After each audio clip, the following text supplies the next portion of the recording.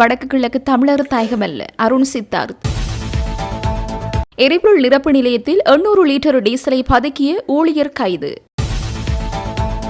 எரிபொருள் வலிசக்தியை சிக்கனமாக பயன்படுத்துவதற்கான வழிகாட்டல்கள் வெளியீடு.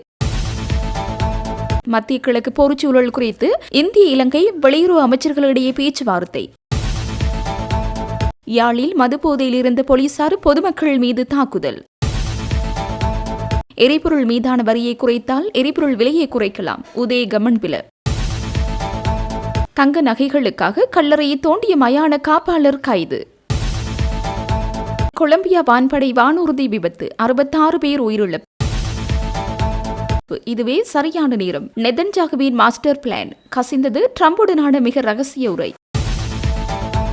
ஈரானுக்கு உளவு தகவல்களை வழங்கும் ரஷ்யா, உக்ரைன் ராணுவ உளவுத்துறைக்கு கிடைத்த ஆதாரங்கள்.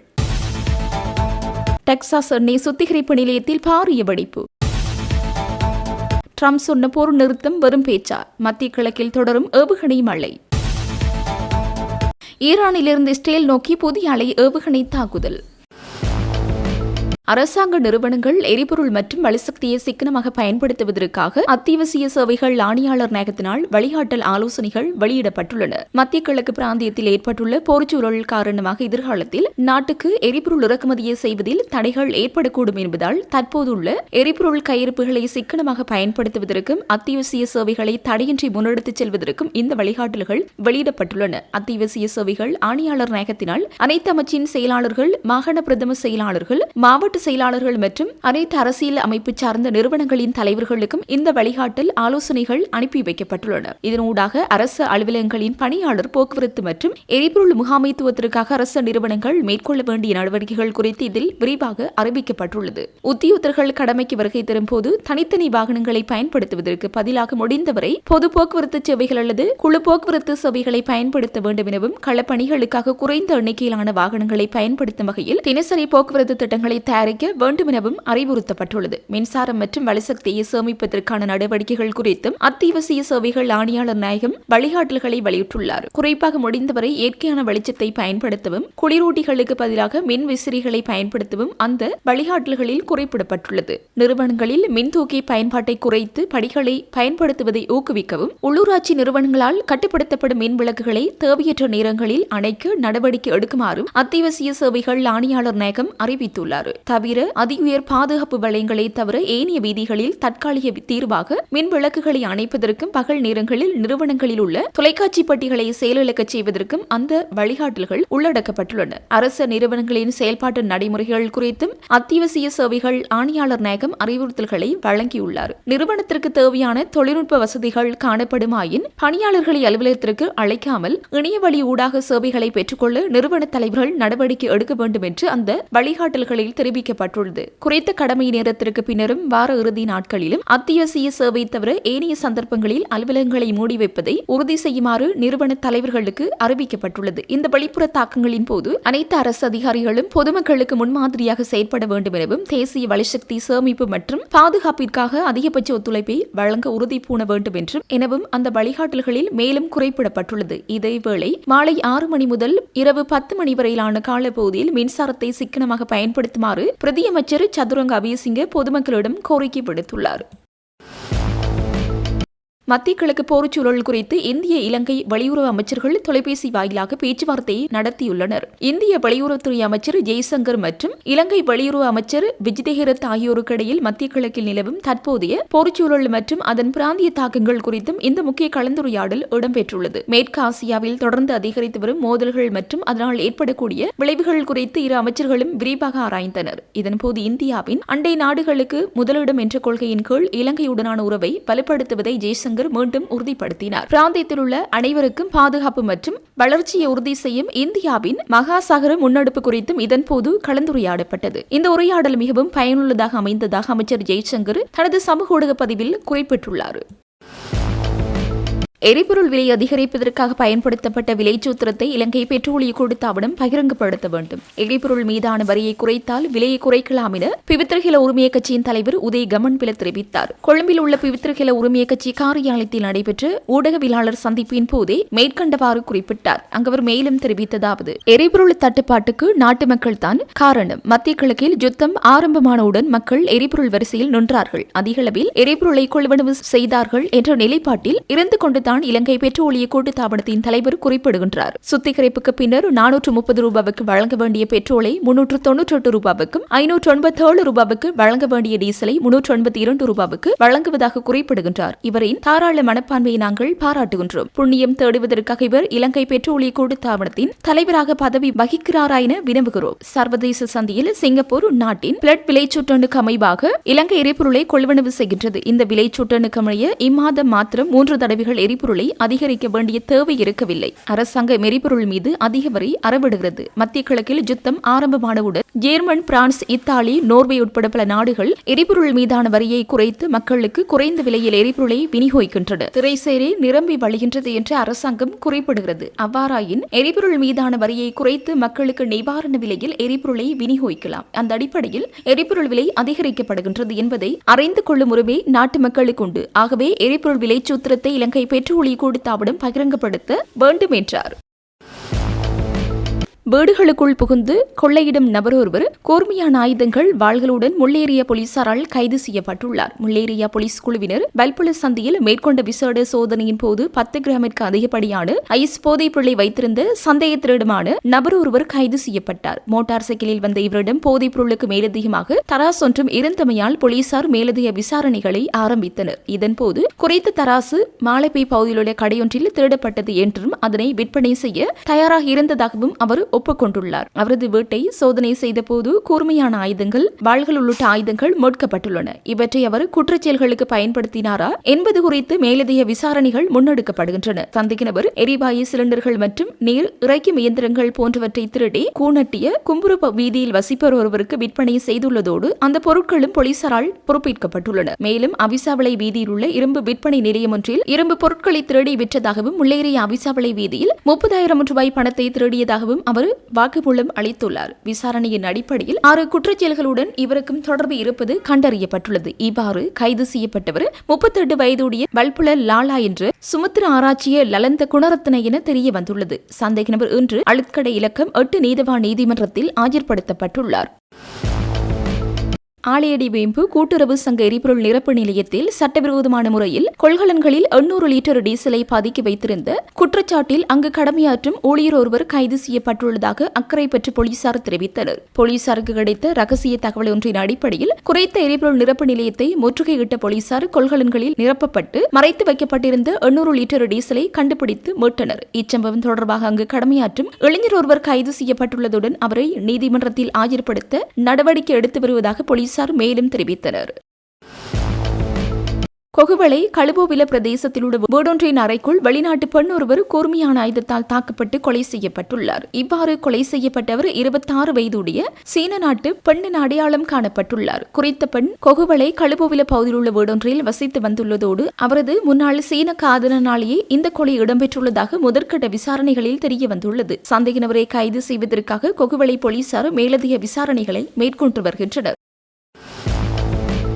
யாழ்ப்பாணம் பருத்தித்துறையிலிருந்து மணல்காட்டிற்கு சுற்றுலா சென்றவர்களை சிவில் உடையில் ஒன்ற போலீசார் கொர தாக்குதல் மேற்கொண்டுள்ளனர். சிவில் உடை மட்டுமின்றி மேலாடிகள் இல்லாது மது அருந்தியவாறு இருந்த காங்கேசன்துறை மாவட்ட குற்றத்தடுப்பு பிரிவு போலீசாரை இவ்வாறு தாக்குதலை மேற்கொண்டுள்ளனர். போலீசார் மேலதிக திணைக்கள வாகனத்தில் சென்று மேலாடிகள் இன்றி மதுபோதையில் இருந்த போலீசாரை இந்த தாக்குதலை மேற்கொண்டுள்ளனர். போலீசார் மேற்கொண்ட தாக்குதலில் படுகாயமடைந்த இருவர் மந்திகை வைத்தியசாலையில் அனுமதிக்கப்பட்டுள்ளனர்.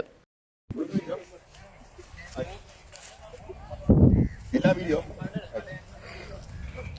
திரும்ப உங்களுக்கு அடுத்து அடுத்தா என்ன கிடைக்குது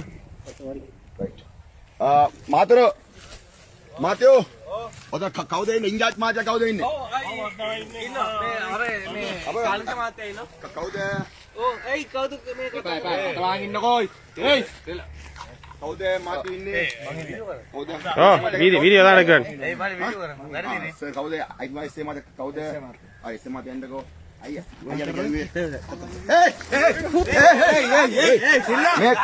வீடியோ கூட Ganda patang atut abit kanwa. Video எடுக்காதீங்க வீடியோ எடுக்கலாம் Ganda patang atut abit kanwa. Arida ganda patang atut abit kain di tamat. Terode ogon dila matur me Ari koning kata karanne. Arida අපිට බොන්න බැයිද මෙතන? Tamate. Arida koning kata karanne. බල්ලේ ඇයි video ඕන්නද? කොහෙන්ද යන්නේ නවතින්නේ? නම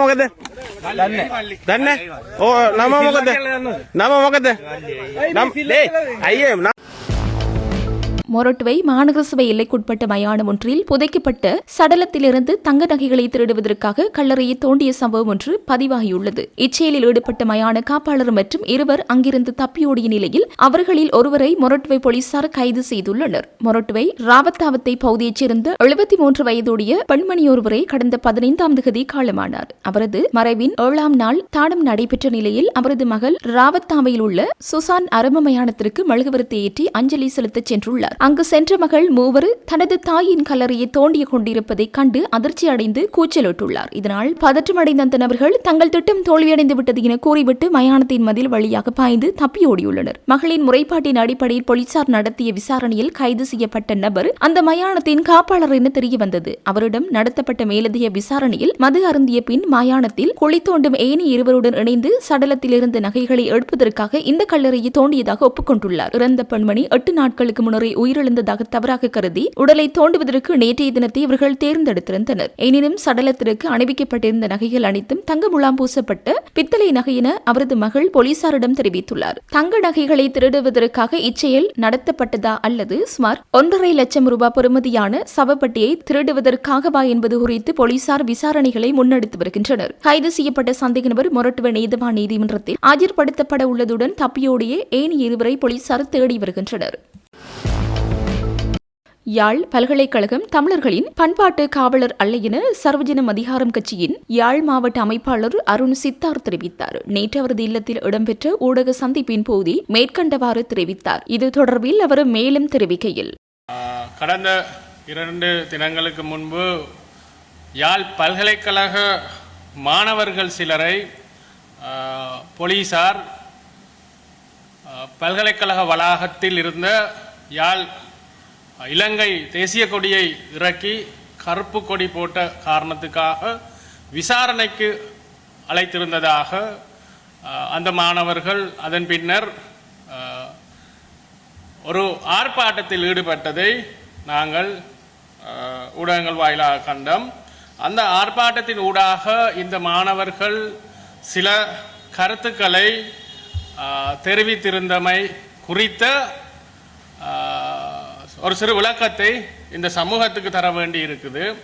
முதல்ல ஒரு நாட்டின் தேசிய கொடி என்பது மிக முக்கியமான தேசிய கொடி, தேசிய கீதம் போன்றவை அவமரியாதைக்கு உட்படுத்த முடியாத ஒரு சில விடயங்களில் ஒன்று. சில நாடுகளில் அந்த நாட்டு தேசிய கொடியை நீங்கள் உங்களுடைய, இப்போ நான் படித்த ரஷ்ய நாட்டில் அந்த நாட்டு தேசிய கொடியை நீங்கள் முழங்காலுக்கு கீழே இறக்குவீர்களாயின் மிக பாரிய ஒரு கிரிமினல் குற்றமாக தண்டிக்கப்படுவீர்கள். அவ்வாறு பல நாடுகளில் இருக்குது. அப்போ இங்கே நாங்கள் இந்த மாணவர்களுக்கு ஒரு விஷயத்தை சுட்டிக்காட்ட விரும்புகிறோம். உங்களுடைய ஜனநாயக உரிமையான எதிர்ப்பு, உங்களுடைய எதிர்ப்பை அரசுக்கு தெரிவிக்கிறதுக்கு இந்த நாட்டின் அரசியலமைப்பின் ஊடாக உரிமைகள் வழங்கப்பட்டிருக்கு. அது பல்கலைக்கழக மாணவர்களுக்கு மட்டுமல்ல, இந்த நாட்டு கடைசி குடிமகன் வரைக்கும் உரிமைகள் இருக்கின்றது. எங்களுடைய அதிருப்தியையும் எதிர்ப்பையும் அரசாங்கத்துக்கு தெரிவிப்பதற்கு. ஆனால் அது சில வரையறைகளுக்கு உட்படுத்தப்பட்டு இருக்கின்றது. ஸோ அரசியலமைப்பின் பிரகாரம் உங்களுக்கு வழங்கப்பட்டிருக்கின்ற உரிமையை நீங்கள் அனுபவிக்கும் அதே நேரம் இந்த நாட்டில் குற்றமாக கருதப்படுற விஷயங்களை நீங்கள் செய்ய முடியாது என்பதை நாங்கள் கூற விரும்புகிறோம். அதே போன்று அரசாங்கத்துக்கு தெளிவாக குறிப்பிட நாங்கள் விரும்புகிறது என்னென்னா, இந்த மாதிரியான நடவடிக்கைகள், தேசிய கொடி ஒன்றை அவமதிப்பதன் ஊடாக சமூகத்தில் அது ஒரு செய்தி அளிக்கும். ஏனைய மற்ற ஏனையவர்களுக்கு மிக இலகுவாக சமூகத்தில் இருக்கிற சட்டத்திட்டங்களை மீறுவதற்கு அது ஒரு சமூகத்துக்கு ஆரோக்கியமான சமூகத்துக்கு ஆரோக்கியமான விடயம் அல்ல. ஏனென்றால் சமூகம் என்பது தடைகளால் தான் உருவாக்கப்படுகிறது. அந்த தடைகளை மீறுவதுதான் சமூகத்தில் குற்றமாக கருதப்படுகிறது. அந்த குற்றத்தை தண்டிக்கும் அதிகாரத்தை தான் நாங்கள் அரசு என்று சொல்கின்றோம். இங்க பிரதானமாக இந்த தங்களை விசாரணைக்கு அழைத்த பின்னர் இந்த இளைஞன் ஒருவர் பல்கலைக்கழகத்துக்கு முன்னால் ஆர்ப்பாட்டத்தில் ஈடுபட்டு கொண்டிருக்கும் பொழுது நான் நினைக்கிறேன் அந்த பல்கலைக்கழக மாணவர் சங்க தலைவராக இருக்க வேணும். அவருடைய இந்த கருத்து குறித்து கொஞ்சம் கேளுங்க. அதாவது வந்து பல்வேறு துறை சார்ந்த விரிவுரைகள் வந்து எவ்வித எதிர்ப்புமின்றி இங்கிலீஷ் மீடியமாக ஆக்கப்பட்டு பல்வேறு சிங்கள மாணவர்கள் உட்புகுத்தி சிங்கள மயமாக்கலுக்கு வந்து செயற்பட்டுக் கொண்டிருக்கின்றார்கள். எவ்வளவு ஒரு பாரிய ஒரு விடயமாகும் இந்த விடயங்களை எதிர்த்து. சோ இந்த மாணவனுடைய கருத்து தெரிவிக்கிற சுதந்திரம் அனைவருக்கும் இருக்குது. இவருடைய இன்னொரு மாணவர் தலைவர் ஒரு இடத்துல தெரிவித்திருந்தார், கருத்து தெரிவிக்கிறதுக்கு அல்லது பல்கலைக்கழகத்தை விமர்சிக்கிறதுக்கு தகுதி வேணும் என்று கூட தெரிவித்திருந்தார். அந்த கருத்தை கூட நாங்கள் கண்டிக்கிறோம், ஏற்றுக்கொள்ளல. கருத்து தெரிவிக்கிறதுக்கு ஒரு ஜனநாயக நாட்டில் கடைசி குடிமகன் வரைக்கும் உரிமை இருக்குது. விமர்சிக்கிறதுக்கு சகல பேருக்கும் இருக்குது. கருத்து தெரிவிப்பதற்கும் விமர்சிப்பதற்கும் எந்த விதமான தகுதியும் தேவையில்லை யாருக்கும். அவர் தெரிவிக்கின்ற கருத்து தொடர்பாக விளக்கம் இருந்தா, அது தொடர்பான நாலேஜ் இருந்தா காணும். இப்ப இந்த மாணவன் குறிப்பிட்ட விடயத்தில் இருக்க மிக முக்கியமான விஷயம், தவறான விஷயம் என்னண்டா, இந்த மாணவன் சொல்றார் யாழ் பல்கலைக்கழகம் சிங்களமயமாக்கப்பட்டு வருகிறது என்று, ஆங்கிலத்தில் விரிவுரைகள் நடத்தப்படுகிறது என்று. இது தவறு என்று அவருடைய கருத்தாக அவர் தெரிவிக்கின்றார். நாங்க ஒன்று இந்த மாணவனுக்கு சொல்ற விரும்புகிறோம், பல்கலைக்கழக அனுமதிகள் வந்து உங்களுக்கு தெரியுமோ தெரியாது, உங்களுடைய விரிவுரையாளர்கள்ட்ட கேளுங்க. அனுமதிகள் வந்து ஏ லெவல் செஞ்சு ஏ லெவல் எக்ஸாமில் கிடைக்கிற மார்க்ஸின் ஊடாக செட் ஸ்கோர் ஊடாக எந்தெந்த யூனிவர்சிட்டி என்னென்ன கோர்ஸ் என்று மாணவர்கள் ப்ரிஃபரன்ஸ் அடிப்படையில் அவர்கள் விண்ணப்பிப்பதன் அடிப்படையில், மெரிட் அடிப்படையில், டிஸ்ட்ரிக்ட் கோட்டா அடிப்படையில், அந்த இலங்கையில் இருக்கிற பல்கலைக்கழகத்தின் இருக்கிற சீட் அவைலபிலிட்டி அடிப்படையில் தான் தெரிவுகள் மேற்கொள்ளப்படுகிறது. அப்ப இங்க சிங்கள மாணவர்கள் வந்து கற்பது சிங்களமயம் என்று சொல்றது மிக தவறான கருத்து, இனவாதமான கருத்து. உங்களுக்கு தெரியும், இலங்கையில ரஜரட்ட யூனிவர்சிட்டி, ஊவா வெல்லச யூனிவர்சிட்டி, என்ன சப்ரகமுவ, ரஜரட்ட, வயம்ப, ரூனு, கலனிய போன்ற சிங்கள பிரதேசங்கள்ல இருக்கிற யூனிவர்சிட்டியில கூட, பல்கலைக்கழகங்கள்ல கூட பரந்த அளவில் தமிழ் எண்ணிக்கையில அதிக அளவில் தமிழ் மாணவர்கள் கல்விகளை மேற்கொண்டு வருகின்றார்கள். அப்ப அந்த பல்கலைக்கழகத்தில் இருக்கிற மாணவ தலைவர்கள் அல்லது மாணவ சங்கங்கள் இவ்வாறு பேச ஆரம்பித்தால் இது எவ்வளவு ஆபத்தானது என்பதை சற்று புரிந்து கொள்ளுங்கள். உங்களுடைய கருத்து மிக மோசமான இனவாத கருத்து. இந்த கருத்து தவறு என்பதை உங்களுடைய விரிவுரையாளர்கள் உங்களுக்கு கற்று தந்திருக்க வேண்டும். அவர்கள் துரதிர்ஷ்டவசமாக யாழ் பல்கலைக்கழகத்திலேயும் எல்லோரும் அல்ல, ஒரு சில விரிவுரையாளர்கள் இவ்வாறான பாசிச அல்லது இனவாத கருத்துக்களை மாணவர்கள் மத்தியில் ஊட்டுவதால் இவ்வாறான தெளிவின்மையான தவறான கருத்துகள் இந்த மாணவர்களால் சமூகத்தில் முன்வைக்கப்படுகிறது. சிங்கள மாணவர்கள் இங்கு வந்து இங்கு ஆங்கில மீடியத்தில், முக்கியமாக இங்கிலீஷ் மீடியத்தில் பாடவிதானங்கள் கற்பிக்கப்படுறது ஒரு பல்கலைக்கழகத்துக்கு மிக முக்கியமானது. பல பாடங்கள் தமிழ்ல கற்பிக்கப்பட முடியாத பாடங்கள் இருக்குது இன்றைக்கும், சரியா? பல பாடங்கள் இருக்குது. ஆகவே ஆங்கிலத்தில் கற்பிக்கப்படுறதால நன்மையே தவிர உலகளாவிய ரீதியில் இருக்கிற சந்தை இந்த பொருளாதாரத்தின் அடிப்படையில் பல நாடுகளில் போய் வேலை செய்யலாம். உங்களுடைய அறிவு வந்து பல மட்டங்கள்ல இன்றைக்கு பூகோளவியல் ஊடாக நீங்க பல்வேறு சந்தர்ப்பங்களை பெற்றுக்கொள்ளலாம். வேறு நாடுகள்ல இருந்து மாணவர்கள் வந்து இங்கு கற்பார்கள். கொழும்புல இருக்கிற சர்வதேச பாடசாலைகள்ல, மால்தீவ்ஸ் போன்ற நாடுகள்ல இருந்து கூட வந்து கற்றுக்கொள்கின்றார்கள். வேறு பல எங்களுடைய தேசிய பல்கலைக்கழகங்கள்ல வேறு பல நாடுகள்ல இருந்து வந்து கற்கின்ற மாணவர்கள் இருக்கின்றார்கள். ஆகவே இந்த மாதிரி ஒற்றைப்படை சிந்தனைகளை மாற்றிக்கொள்ளுங்கள். உங்களுடைய திங்கிங் ப்ராசஸ் அல்லது திங்கிங் பேட்டர்ன், உங்களுடைய சிந்தனை முறை மிக தவறாக இருக்குது. கருத்து நீங்க சொல்றது பிரச்சனை இல்லை, ஆனால் இந்த கருத்து மிக தவறானது என்பதை நாங்கள் சுட்டிக்காட்ட விரும்புகிறோம். ஒரு பல்கலைக்கழகம் என்றது அறிவுஜீவிகளையும் புத்திஜீவிகளையும் மாற்று கருத்துக்களை உருவாக்குற ஒரு இடம். ஆனால் யாழ் பல்கலைக்கழகம் துரதிர்ஷ்டவசமாக அவ்வாறு இல்லாமல் 30-40 வருடங்கள் சிந்தனை ரீதியாக பின்தங்கி போயிருக்கின்றது. இவ்வாறான இனவாத பாசிச சித்தாந்தங்களை ஊட்டி வளர்க்கின்ற ஒரு இடமாக இருக்கின்றது. இந்த யாழ் பல்கலைக்கழகம் இன்னொரு இடத்துல இந்த மாணவன் குறிப்பிடுறார், தமிழர்களின் பண்பாட்டு காவலர் நண்டு. இந்த பல்கலைக்கழகம் தமிழர்களின் பண்பாட்டு காவலர் அல்ல, தமிழர்களின் பல்கலைக்கழகமும் அல்ல. இந்த பல்கலைக்கழகம் இந்த நாட்டின் ஒட்டுமொத்த மக்களுக்கும் உரித்தது, உரிமையானது. சரியா? ஆகவே இந்த நாட்டில் இருக்கிற சகல மக்களின் வரிப்பணத்தில் தான் ஸ்டேட் ஃபண்டட் யூனிவர்சிட்டிஸ் என்று சொல்லப்படுகின்ற அரசால நிர்வகிக்கின்ற பல்கலைக்கழகங்கள் நடத்தப்படுகின்றது. ஆகவே உங்களுடைய இந்த சிந்தனை முறையில் இருக்கிற சிக்கலை புரிந்து கொள்ளுங்கள் தயவு செய்து. இதே பல்கலைக்கழகத்தில் எங்களுக்கு ஞாபகம் இருக்குது, ஒரு சட்டத்தரணி, ஒருவர் பெண் சட்டத்தரணி, நான் நினைக்கிறேன் சுவஸ்திகா அருளிங்கம் என்கின்ற பெண் சட்டத்தரணி ஒரு கருத்தரங்குக்கு அழைக்கப்பட்டு புலிகளை அவர் பாசிச புலிகள் அல்லது புலிகள் பாசிச சித்தாந்தத்தை கொண்டிருந்தவர்கள் என்கின்ற அவர் வைத்த ஒரு விமர்சனத்துக்காக அந்த பல்கலைக்கழகத்தில் அவருடைய கருத்தரங்கு இந்த மாணவர்களால் கோஷம் எழுப்பப்பட்டு ஆர்ப்பாட்டங்கள் செய்யப்பட்டு தடுத்து நிறுத்தப்பட்டது. சரியா? அப்ப இவ்வாறான இதைத்தான் பாசிசம் என்று சொல்றது. பாசிசம் என்றா உங்களுக்கு என்னன்னு தெரியல, அதனாலதான் நீங்க இதுக்கு சண்டை பிடிப்பீங்க. பாசிசம் என்றது எவரொருவர் தன்னை தான் தலைவன், நான் தான் ஏக தலைவன், நான் தான் சோல் ரெப்ரசன்டேட்டிவ், நான் தான் ஏக பிரதிநிதி, நான் மட்டும்தான் தலைவன் என்று சொன்னா அது பாசிசம் தான். ஹிட்லர் காலத்தில் முசோலினியால் உருவாக்கப்பட்டது பாசிச சித்தாந்தம். ஆகவே புலிகள தலைவர் தன்னை தான் மட்டும்தான் தலைவர் என்று பல இடங்களில் சொல்லி இருக்கிறார். மாற்று இயக்கங்களை அளித்திருக்கின்றார், மாற்று கருத்துக்களுக்கு சந்தர்ப்பம் கொடுக்கல. ஆகவே புலிகள் பாசிச சித்தாந்தத்தை தான் பின்பற்றியவர்கள். அது இல்லை என்றால் அதை நீங்க உங்களுடைய தர்க்க ரீதியான விவாதங்களூடாக நீங்க நிரூபித்திருக்க வேணும். அந்த சட்டத்தரணிக்கு இடத்தை கொடுத்துட்டு நீங்க பிறகு உங்களுடைய வாதங்களை, உங்களுடைய கருத்துக்களை அவருடைய கருத்தை விட மேம்பட்ட கருத்தின் ஊடாக நீங்கள் தோற்கடித்திருக்க வேண்டும். அதுதான் நாடளாவிய உலகளாவிய ரீதியில பல்கலைக்கழகங்கள் செய்கின்ற வேலை. தவிர ஒரு மனிதரை அவருடைய கருத்தை முடக்குவதல்ல பல்கலைக்கழகங்கள் செய்கிறது. அதாவது அதிலிருந்து இருந்து எங்களுக்கு என்ன விளங்குதுன்னா, உங்கள்கிட்ட மேம்பட்ட கருத்துக்களே கிடையாது, கருத்துகளுடன் உங்களால் மோத முடியாமல் இருக்குது. ஆகவே தான் நீங்கள் தடை செய்கிறீர்கள். உங்களை பேசாம தடுத்த எப்படி இருக்கும்? அதே மாதிரியான ஒரு விஷயத்தை தான் நீங்க செய்யறீங்க. கருத்து தெரிவிங்க, நாங்க மற்ற அரசியல்வாதிகள் மாதிரி இல்லை, நாங்க சொல்ல மாட்டோம், மாணவர்கள் வந்தா படிங்க, படிச்சுட்டு போங்க, படிக்கிறதுக்கு வந்தா ஏன் இதுகள் செய்றீங்கன்னு.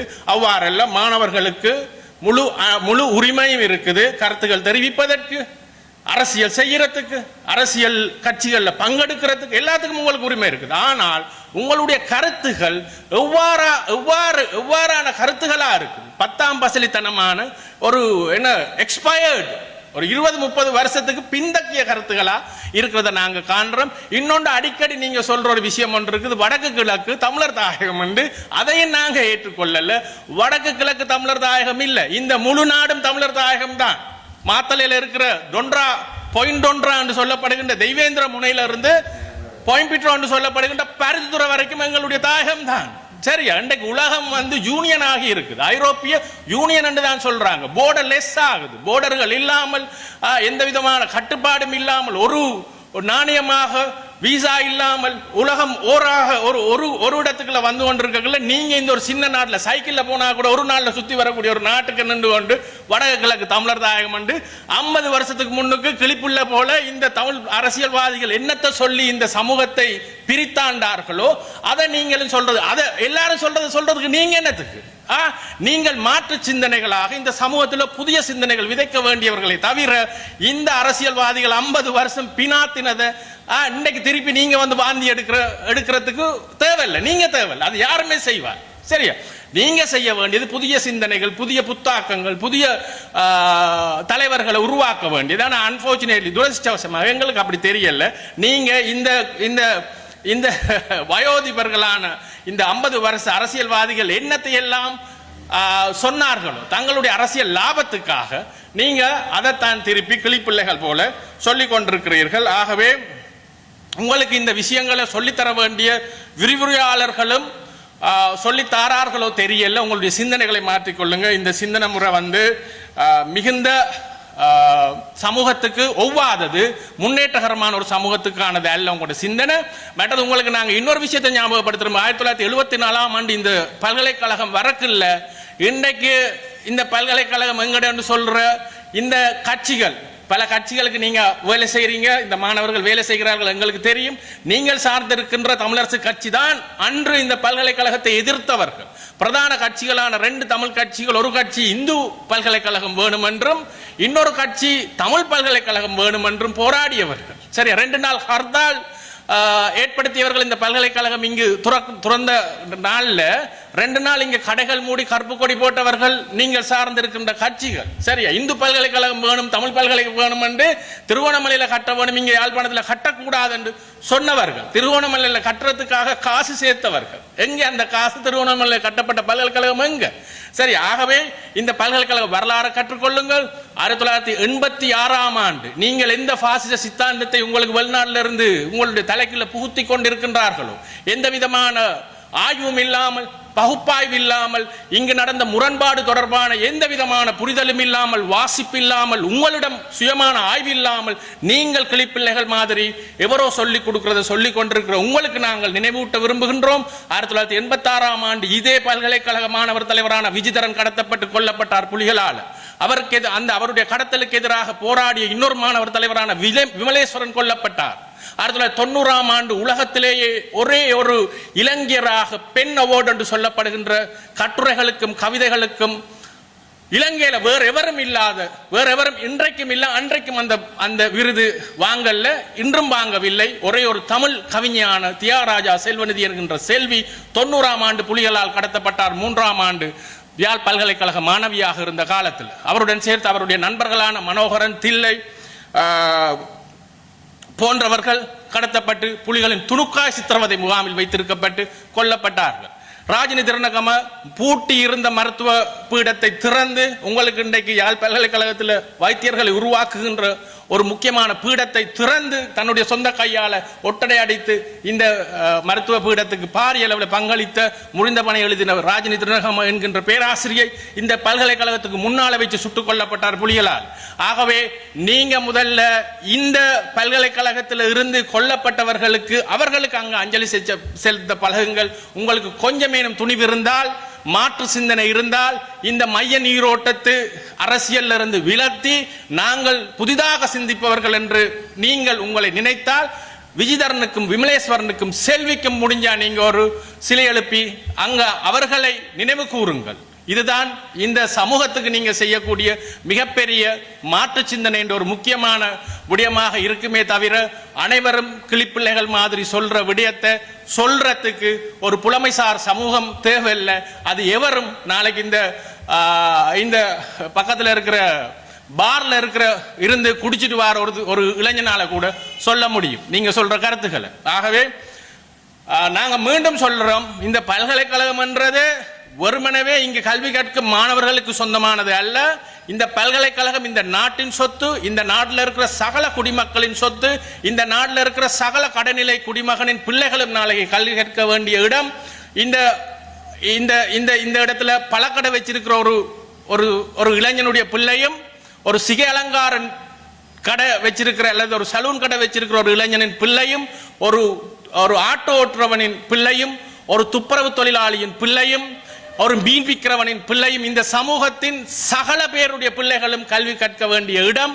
சகல இனத்தை சார்ந்தவர்கள், சகல மதத்தை சார்ந்தவர்களும் கல்வி கற்பதற்கு உரித்தான இடம்.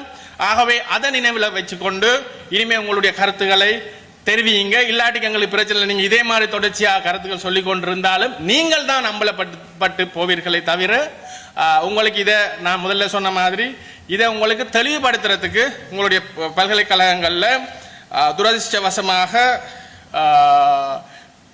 உங்களுடைய ஆசிரியர்கள் தவறிவிட்டார்கள் என்பது எங்களுடைய கருத்தாக இருக்குது. நன்றி, வணக்கம்.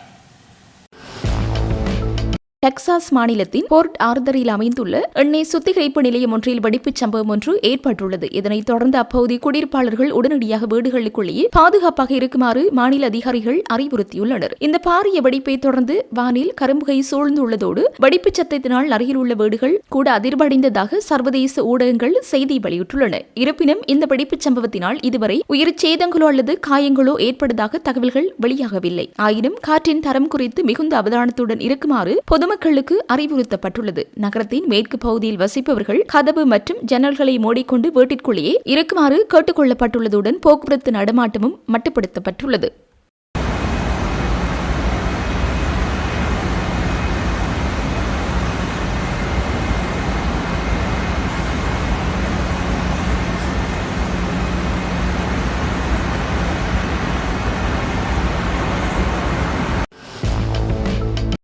கொலம்பியா வான்படைக்கு சொந்தமான C-130 ஹெர்குலிஸ் ரக போக்குவரத்து வானூர்தி விபத்துக்குள்ளானதில் உயிரிழந்தவர்களின் எண்ணிக்கை 66 அதிகரித்துள்ளதாக சர்வதேச ஊடகங்கள் உறுதிப்படுத்தியுள்ளன. கொலம்பியா ராணுவ வீரர்கள் மற்றும் வான்படை ஊழியர்களை ஏற்றிச் சென்ற இந்த விமானம் பெரு எல்லைக்கு அருகில் உள்ள வானூர்தி நிலையத்திலிருந்து புறப்பட்டு சிறிது நேரத்திலேயே விபத்துக்குள்ளானது. மீட்பு பணிகளின் போது இதுவரை 66 பேரின் உடல்கள் கண்டெடுக்கப்பட்டுள்ளதாக தெரிவிக்கப்பட்டுள்ளது. குறித்த வானூர்தியில் 114 பயணிகளும் 11 பணியாளர்களும் இருந்ததாக கொலம்பியா வான்படை தரப்புகள் கூறியதாக சர்வதேச ஊடகங்கள் செய்தி வெளியிட்டுள்ளன.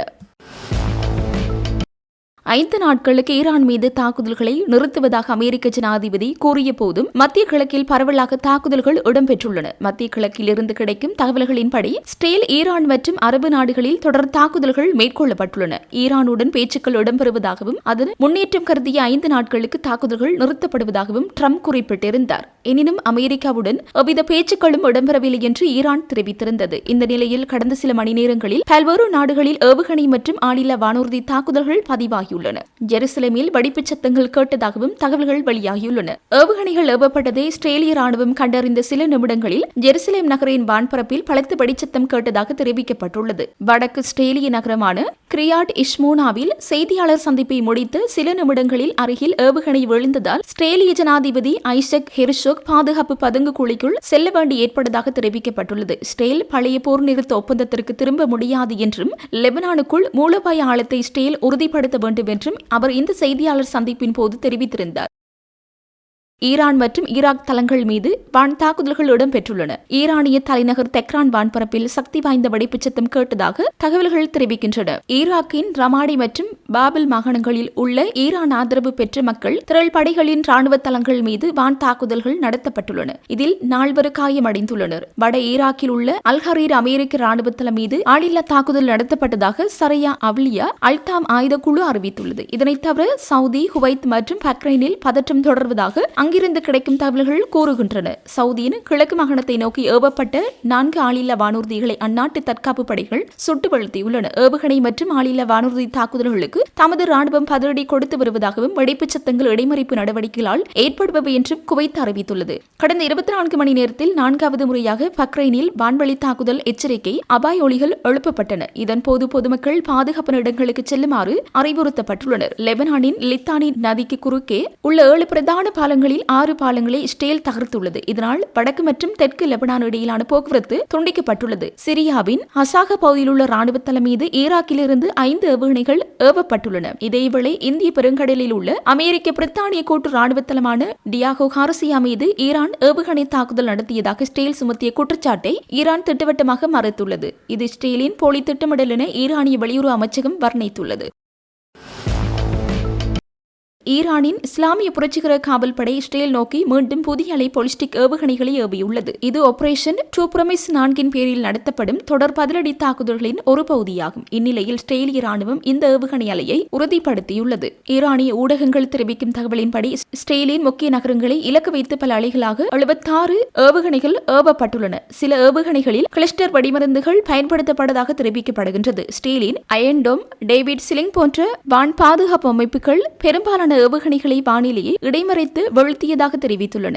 எனினும் சில ஏவுகணைகளின் துண்டுகள் தெற்கு இஸ்ரேலில் விழுந்து வீடுகள் சேதமடைந்துள்ளன. இந்த நிலையில் டெமோனா அணு ஆராய்ச்சி மையம் அருகில் அநேகமானோர் பலத்த காயங்களுக்கு உள்ளாகியுள்ளதாக தெரிவிக்கப்படுகின்றது. ஈரான் இந்த தாக்குதலை இஸ்ரேல் மற்றும் அமெரிக்கா தனது அணு மற்றும் எரிசக்தி தளங்கள் மீது நடத்திய தாக்குதலுக்கு பதிலடியாக நடத்துவதாக கூறுகின்றது. IRGC அறிக்கையில் இஸ்ரேலிய மற்றும் அமெரிக்க தளங்கள் முழுமையான கண்காணிப்பில் உள்ளன என்று எச்சரிக்கை விடுக்கப்பட்டுள்ளது.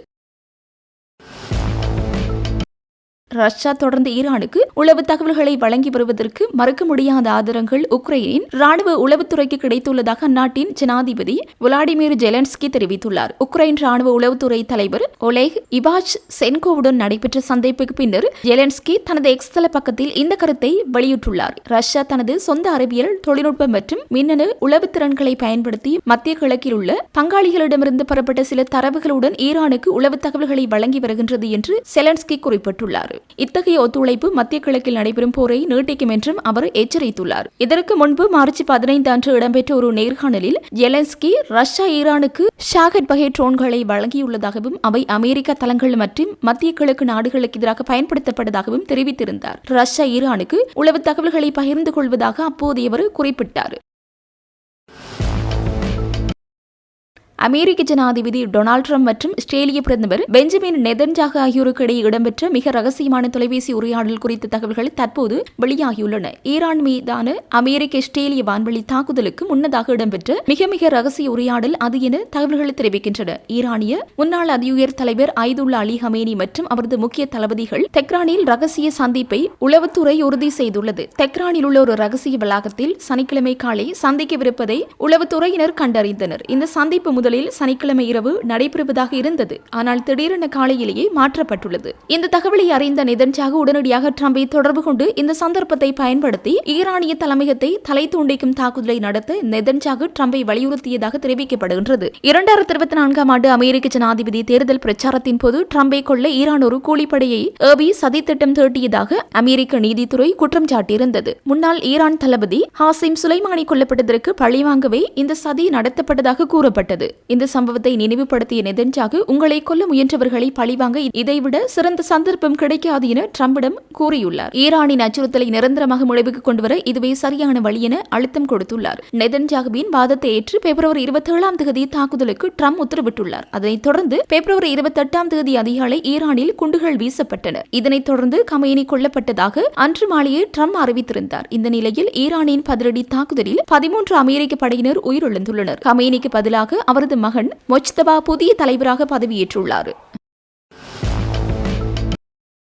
நியூயார்க்கின் லஹார்டியா விமான நிலையத்தில் ஏர் கனடா எக்ஸ்பிரஸ் பயணிகள் விமானம் தீயணைப்பு வாகனத்துடன் மோதி விபத்துக்குள்ளானதில் விமானி மற்றும் துணை விமானி ஆகிய இருவர் பரிதாபமாக உயிரிழந்தனர். ஞாயிற்றுக்கிழமை நள்ளிரவு ஏற்பட்ட இந்த அதிர்ச்சி சம்பவத்தில் 2 தீயணைப்பு வீரர்கள் உட்பட குறைந்தது 13 பேர் காயமடைந்துள்ளதாக தெரிவிக்கப்படுகின்றது. கனடாவின் மொன்றியத்திலிருந்து 76 பேருடன் வந்த ஜாஷ் ஏவியேஷன் நிறுவனத்திற்கு சொந்தமான பிளைட் 8646 விமானம் லஹார்டியா விமான நிலையத்தின் 4வது ஓடுபாதையில் தரையிறங்கிய போது அங்கு குறுக்காக வந்த போர்ட் அத்தாரிட்டி போலீசாருக்கு சொந்தமான தீயணைப்பு வாகனத்தின் மீது பலமாக மோதியது. விமான நிலைய CCTV காட்சிகளில் ஓடுபாதைகளின் சந்திப்பில் விமானமும் வாகனமும் அதிவேகமாக மோதிக்கொள்வது பதிவாகியுள்ளது. இந்த மோதலின் தாக்கத்தில் தீயணைப்பு வாகனம் பலமுறை உருண்டு கவிழ்ந்தது. அதேவேளை விமானம் புகையை கக்கியபடி ஓடுபாதையில் இழுத்துச் செல்லப்பட்டது. விபத்து நடப்பதற்கு சற்று முன்னதாக இரவு 11:38 மணியளவில் விமான போக்குவரத்து கட்டுப்பாட்டாளர் தீயணைப்பு வாகனத்தை நிறுத்தும்படி கேட்டுள்ளார். நில்லுங்கள், ட்ரக் 1 நில்லுங்கள், உடனே நில்லுங்கள் என பலமுறை கத்திய சத்தம் பதிவாகியுள்ளது. அதனைத் தொடர்ந்து அபாய எச்சரிக்கை ஒலி கேட்டுள்ளது. விபத்து நடந்த பின்னர் சக அதிகாரி ஒருவரிடம் பேசிய குறித்த கட்டுப்பாட்டாளர், ஆமாம், நான் பார்த்தேன், நான் இங்கேதான் இருந்தேன், ஏற்கனவே ஒரு அவசர சூழலை கையாண்டு கொண்டிருந்தோம், நான் பெரிய தவறு செய்துவிட்டேன் என தழுதழுத்த குரலில் தனது தவறை ஒப்புக்கொண்டுள்ளார். இந்த நிலையில் சம்பவத்தின் போது விமானம் மணிக்கு சுமார் 24 மைல் வேகத்தில் பயணித்ததாக பிளைட் ரேடர் 24 தரவுகள் தெரிவிக்கின்றன. விமானத்தில் 4 ஊழியர்கள் உட்பட மொத்தம் 76 பேர் இருந்துள்ளனர். 1992 ஆண்டிற்கு பிறகு லாகரடியா விமான நிலையத்தில் இடம்பெற்ற மிக மோசமான விபத்தாக இது கருதப்படுகின்றது. இதற்கிடையில் இந்த சம்பவம் குறித்து அமெரிக்க ஜனாதிபதி டொனால்டு டிரம்ப் கருத்து தெரிவிக்கையில் இது ஒரு பயங்கரமான விபத்து, அவர்கள் தவறு செய்து விட்டார்கள், இது மிகவும் ஆபத்தான தொழில் என குறிப்பிட்டார். கனேடிய பிரதமர் மார்க் கார்னி தனது இரங்கலை தெரிவித்துள்ளதோடு விபத்து குறித்து அமெரிக்க அதிகாரிகளுடன் இணைந்து கனேடிய அதிகாரிகள் தீவிர விசாரணை நடத்தி வருவதாகவும் உறுதிப்படுத்தியுள்ளார். அமெரிக்கா மற்றும் கனடா நாட்டு விமான போக்குவரத்து துறையினர் இந்த விபத்து தொடர்பாக முறையான விசாரணைகளை ஆரம்பித்துள்ளனர்.